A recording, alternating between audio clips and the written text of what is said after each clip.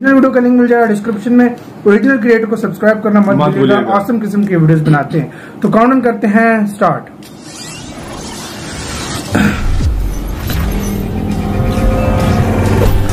NMS news.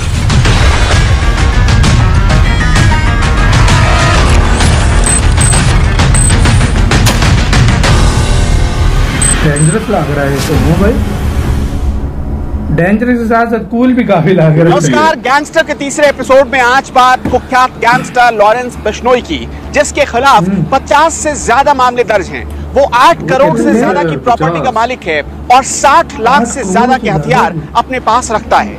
वो इस वक्त हिंदुस्तान की सबसे महफूज जेल में बंद है, लेकिन वहां से अपना साम्राज्य हिंदुस्तान के 4 राज्यों में चलाता है। दिल्ली, हरियाणा, पंजाब और राजस्थान में उसके किस्से सुने और सुनाए जाते हैं। उसकी दहशत इतनी है कि उसके आगे बाकी सारे गैंगस्टर फीके लगते हैं। ये तो भाई जवान लौंडा है ना, मतलब जवान लग रहा है। हाँ भाई, बॉडी शाडी फिट बनाई है इसने। तो देख लॉरेंस बिश्नोई पंजाब, हरियाणा और राजस्थान के गैंगस्टरों का सरदार है। माना जाता है कि लॉरेंस बिश्नोई के आगे काला जठेरी भी पानी भरता है।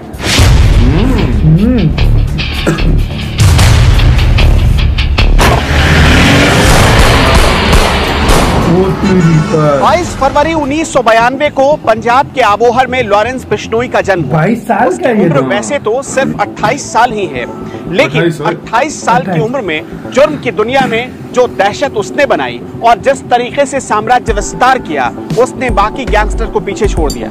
उसका जन्म वैसे तो एक हिंदू परिवार में हुआ है। बचपन में ही उसका नाम रख दिया गया लोडू डॉन। क्या बोला मैंने गलत सुना है। कैसा नाम तो 2017 की एक रिपोर्ट के मुताबिक लॉरेंस बिश्नोई के पास 8 करोड़ से भी ज्यादा की प्रॉपर्टी है और 60 लाख रुपए से भी ज्यादा के अवैध हथियार है। इसके साथ ही हम आपको बता दें कि लॉरेंस बिश्नोई के काले कारनामे को अंजाम देने के लिए उसके पास 100 से भी ज्यादा शार्प शूटर हैं, जो लॉरेंस बिश्नोई के एक इशारे पर किसी भी समय किसी का भी कत्ल कर देते हैं। बड़ा डेंजर सा लग रहा है यार।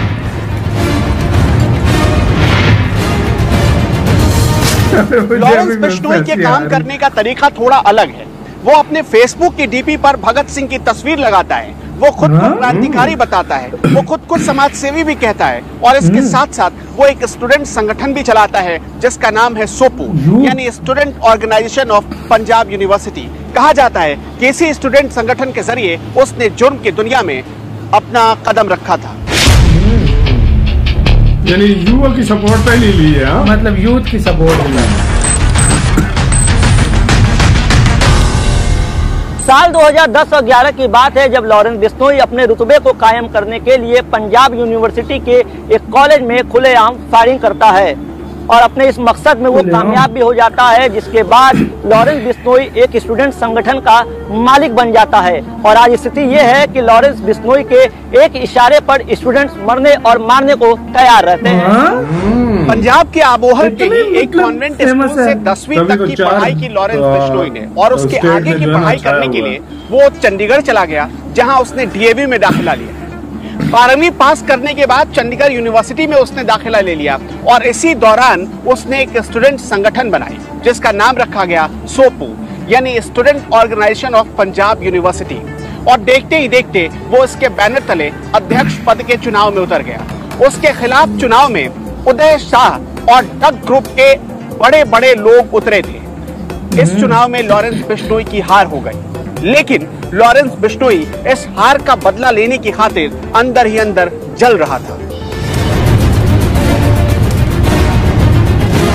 मतलब हार पे जल रहा था। साल था 2011 का, महीना था फरवरी का। लॉरेंस बिश्नोई को उदय शाह से मौका मिल गया था बदला लेने का और लॉरेंस बिश्नोई ने पूरी तैयारी कर रखी थी। दोनों गुटों में आमने सामने की फायरिंग हुई, जबरदस्त फायरिंग हुई, जिससे चंडीगढ़ का सेक्टर 11 टहल उठा था। कहा जाता है कि इसके बाद पुलिस ने मुकदमा दर्ज किया। लॉरेंस बिश्नोई के ऊपर दर्ज ये पहला मुकदमा था। उसके बाद देखते ही देखते लॉरेंस बिश्नोई पर आज तक 50 से ज्यादा मामले दर्ज हो चुके हैं, जिनमें से 30 मामलों में तो बरी भी हो चुका है। लॉरेंस बिश्नोई को अच्छे से पता था कि उसने पंजाब के एक बड़े गैंगस्टर से पंगा ले लिया है, लिहाजा उसका बचना नामुमकिन है। और इसी वजह से लॉरेंस बिश्नोई बचने की खातिर एक के बाद एक कई गैंगस्टर से हाथ मिलाता चला गया। उसे पता था कि अगर उदय शाह से बचना है तो दूसरे गैंगस्टर ही उसे पनाह दे सकते हैं। दूसरे गैंगस्टर ही पनाह दे सकते हैं। लॉरेंस बिश्नोई के लिए किस्मत की बात थी कि साल 2006 में डिम्पी नाम के शख्स की हत्या होती है, जिसका आरोप रॉकी और लॉरेंस बिश्नोई पर था। लॉरेंस बिश्नोई तो इस मामले में बच गया, लेकिन रॉकी पर FIR दर्ज हो गई। इस तरह की एक और घटना साल 2011 में पंजाब के फिरोजपुर में हुई फाइनेंसर के साथ लूट की घटना। इसमें भी लॉरेंस बिश्नोई का नाम तो सामने आया, लेकिन मुकदमा दर्ज नहीं हुआ। इस घटना से आप समझ सकते हैं कि स्कूल से लेकर कॉलेज तक लॉरेंस बिश्नोई अपराध की दुनिया में कदम रख चुका था। इसके साथ ही पुलिस को भी चकमा देने में माहिर हो चुका था। साल 2011 में लॉरेंस बिश्नोई पर छात्र नेता की हत्या की कोशिश करने का पहला मामला दर्ज हुआ था। इस मामले में उसे जेल जाना पड़ा, लेकिन बहुत जल्द वो जमानत पर रिहा भी हो गया। इसके कुछ ही दिन बाद .5 बोर के पिस्टल रखने के मामले में उसे जेल हो गई। कहा जाता है कि 12 अगस्त 2012 को चंडीगढ़ के सेक्टर 34 थाने में लॉरेंस बिश्नोई के खिलाफ एक और संगीन मामला दर्ज हुआ। उसके ऊपर आरोप लगे कि उसने रंगदारी मांगी, हत्या की कोशिश की और दंगा भड़काने की कोशिश की। मतलब कोई अच्छा काम नहीं, मतलब हर तरह का काम करता था, लेकिन स्टोरी के दो रुख होते हैं। 17 जनवरी 2015 को लॉरेंस बिश्नोई को पंजाब की खरड़ की पुलिस कोर्ट में पेशी के लिए ले जा रही थी, लेकिन तभी वो पुलिस को चकमा देकर फरार हो गया। कहा जाता है कि उसके मामा के 2 बेटों की दिसंबर 2014 में हत्या कर दी गई थी। लॉरेंस बिश्नोई इस हत्या का बदला लेना चाहता था। हत्या का आरोप 2 बड़े गैंगस्टर पर लगा था, जिसमें से एक का नाम था रम्मी मशाना और दूसरे का नाम था बटिंडा का हरगोबिंद सिंह। लॉरेंस बिश्नोई रम्मी मशाना और हरगोबिंद सिंह से बदला लेना चाहता था, लेकिन इसके लिए बहुत जरूरी था कि वो जेल से बाहर रहे। वो पुलिस से बचकर पंजाब के रास्ते नेपाल भागकर चला गया। कहा जाता है कि नेपाल में उसने 60 लाख रुपए के आधुनिक और विदेशी हथियार खरीदे। वहीं उसने बुलेट प्रूफ जैकेट भी खरीदी। वो अभी बदला लेने की तैयारी ही कर रहा था कि 4 मार्च 2015 को वो पंजाब के फजिल्का पुलिस के हत्थे चढ़ गया। लॉरेंस बिश्नोई दूसरी बार सलाखों के पीछे पहुंच चुका था। उसे ये बात बहुत अच्छे से समझ में आ चुकी थी कि पंजाब पुलिस के हाथ से वो जल्दी आजाद नहीं होने वाला है। तब उसने जेल के भीतर से ही अपने साम्राज्य विस्तार की नीति बनाई। उसने, कहा जाता है कि तब उसने मोबाइल फोन का इस्तेमाल करना शुरू किया। पंजाब के फरीदकोट जेल में रहते हुए शायद ही जेल का बैरक कोई ऐसा बचा हो जहां लॉरेंस बिश्नोई का फोन और सिम ना छिपाया जाता हो। कहा जाता है कि इन्हीं फोन और सिम का इस्तेमाल करके वो लोगों की हत्या की सुपारी और रंगदारी वसूलना चालू कर चुका था। वो नेटवर्क पे ला लिया था इसने तो भाई अपना।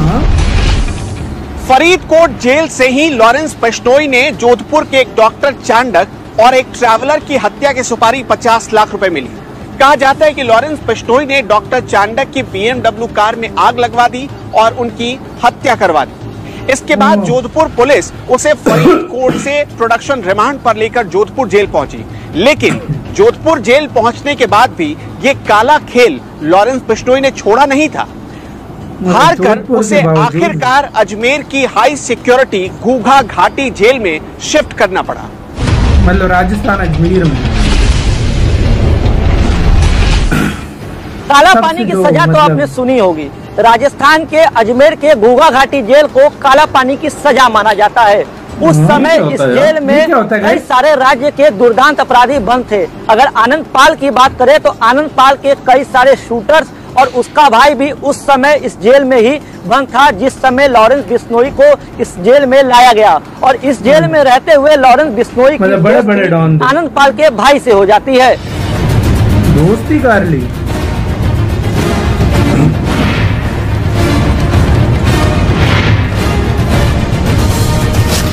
यूं तो अजमेर जेल जाने से अपराधी खौफ खाते हैं, लेकिन लॉरेंस उसी जेल में पूरी मौत से रहता है। कहा जाता है कि अजमेर की इस जेल में काल कोठरी में बंद है लॉरेंस, लेकिन दरअसल लॉरेंस उसी काल कोठरी से अपनी हुकूमत चलाता है।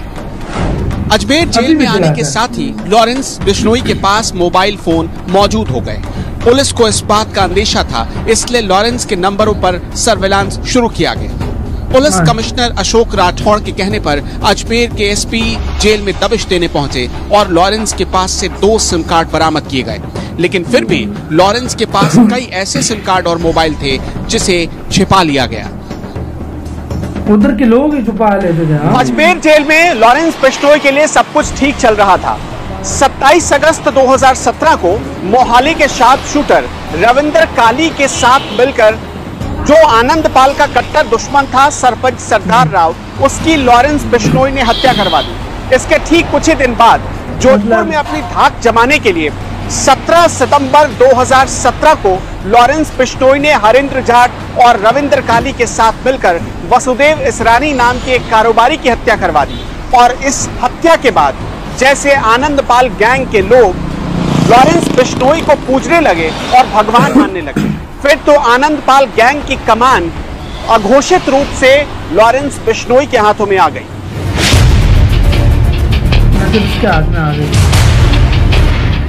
हालांकि इसके फौरन बाद पुलिस लॉरेंस के गुर्गों को गिरफ्तार करने में कामयाब रही। कहा जाता है कि इसके बाद लॉरेंस बिश्नोई टूट सा गया था, लेकिन धीरे धीरे उसी जेल से ही उसने अपने लोगों को इकट्ठा करना शुरू किया। जेल से जो भी जमानत पर बाहर आता वो लॉरेंस का आदमी बन जाता था और उसके लिए काम करना शुरू कर देता था। अप्रैल 2021 में दिल्ली पुलिस के स्पेशल सेल काउंटर इंटेलिजेंस की टीम ने लॉरेंस के गैंग से जुड़े कई बदमाशों को गिरफ्तार कर लिया और खुलासा हुआ कि दिल्ली में लॉरेंस बिश्नोई गैंग कई कॉन्ट्रैक्ट किलिंग को अंजाम दे चुका है। तभी लोगों को ये भी पता चला कि वो और भी कई कॉन्ट्रैक्ट किलिंग को अंजाम देने वाले थे। सिर्फ दिल्ली ही नहीं बल्कि आउटर दिल्ली में डबल मर्डर का भी खुलासा हुआ। काउंटर इंटेलिजेंस के मुताबिक अजमेर की जेल में बंद लॉरेंस बिश्नोई दूसरे कई गैंगस्टर के साथ हाथ मिलाकर दिल्ली एनसीआर समेत पूरे नॉर्थ इंडिया में जुर्म की वारदातों को अंजाम देकर अपना दबदबा बनाने की फिराक में था। पिछले 6 महीने में लॉरेंस के कुछ गुर्गों की गिरफ्तारी के बाद जब एक बड़ी साजिश में लॉरेंस का नाम सामने आया तो दिल्ली पुलिस के स्पेशल सेल की काउंटर इंटेलिजेंस टीम ने दिल्ली की अदालत में एप्लीकेशन लगाकर उसे अजमेर जेल से दिल्ली लाने की गुहार लगाई। अदालत ने पूछताछ की मंजूरी दे दी, लेकिन अजमेर के जेलर ने इस दुर्दांत अपराधी को दिल्ली तक पहुंचाने में अपने हाथ खड़े कर दी। क्या मतलब? जेल से ही बैठकर हरियाणा, राजस्थान और पंजाब में आज भी बड़े बड़े व्यापारियों से वसूली करता है और पैसा नहीं देने पर हत्या करने में जरा भी नहीं सोचता। ये कैसा बंदा है यार? लॉरेंस ने हरियाणा के कुख्यात गैंगस्टर काला जठेड़ी से हाथ मिला रखा है और वो उसके साथ मिलकर दिल्ली में कई वारदातों को अंजाम दे रहा है। लॉरेंस बिश्नोई कितना दुर्दांत हो चुका था। इसी के साथ हुई ये वीडियो खत्म। यार ओरिजिनल वीडियो का लिंक मिल जाएगा डिस्क्रिप्शन में। तो यार ये बंदा अभी भी मतलब इस तरह कर रहा है यार, मतलब हिम्मत है यार बंदे की। मतलब अभी तक इसने ये काम खत्म नहीं किया। ये जेल में बंद होकर इस तरह अभी भी खुलेआम इसी तरह कर रहा है यार। ये कैसे बंदा है यार? इसको सजा नहीं देते यार, इतने प्रूफ भी है इसके पास, इनके पास यार। अगर देखें मतलब 2 रुख होते हैं स्टोरी के, सपोर्टर भी इसके काफी होंगे, लेकिन जिस तरह वीडियो में बताया जा रहा है इससे तो लग रहा है कि काफी बुरा है। तो ऐसे बंदे को तो मैं कहता हूँ सबसे पहले सजा होनी चाहिए। सबसे पहले होनी चाहिए, मतलब जब इनको पता है जब ये सीन पता है। और असल में पता है क्या उसको क्यों नहीं दे रहे होंगे? वो जेल में बंद है, वो जेल में बंद है, मतलब नहीं उनके पास सबूत नहीं है, उनके पास सबूत नहीं है उसके पास। कैसा? अच्छा, जो बंदा जेल से निकलता है और वो भाई उसके साथ शामिल हो जाता है, उसका फिर आकर जो है ना उसको पहुंचा। और यार ये सोचने की बात है, जेल में चेकिंग नहीं होती जो मोबाइल वगैरह उसके बहुत से सेल्स में अब इतने से वो एक सिम और मोबाइल कहाँ गायब आराम से हो जाता है यार। ये अजीब लोग हैं यार, मुझे तो भाई मतलब ये इनका इन लोगों का शातिर दिमाग होता है। और कॉलेज से स्टार्ट हुआ और जहाँ तक अब देख भाई 28 साल हो गया और यार ये लोरू डॉन उसको मतलब ये कौन सी मतलब यार उसमें मुझे बड़ी हंसी आई कि मतलब ये भाई ये मतलब इसी तरह नाम है इसका नाम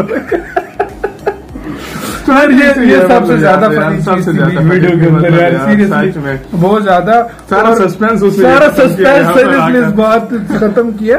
और दूसरी बात आगे बोलते हैं कि भाई इसको काफी सारे और गैंगस्टर का भी सपोर्ट था बीच में, जो मतलब सपोर्ट करके अगर ये ज्यादा ही बुरा तो यार मतलब लटकाओ तो और क्या। लेकिन यूथ का भी बहुत ज्यादा इसको सपोर्ट था। तो यार इसे स्टार्टिंग में देखो ना, यूथ से अपना सपोर्ट लेना स्टार्ट किया जब उसने अपने एक वो बनाई पार्टी सी, उसके बाद उन यूथ से ही आगे इतना बढ़ता रहा, उन्हीं से ही काम करवाता रहा, खुद सामने इतनी जल्दी नहीं आया, उन्हीं से ही दूसरों से काम करवा कर तभी अभी तक इसको सजा नहीं हुई। वही ना, और जेलर तक डरता है, उसने काम कराया और जेलर ने हाथ खड़े करके काम ले जाने में, मतलब अगर मैंने पहुंचाया तो ये भाग जाएगा। सो गाइस आप बताएं, आप में से कौन कौन इसको जानता है, कमेंट सेक्शन में बताओ। इधर वीडियो खत्म करते हैं, अपना बहुत बहुत ज्यादा ख्याल रखना। तो यार बाय।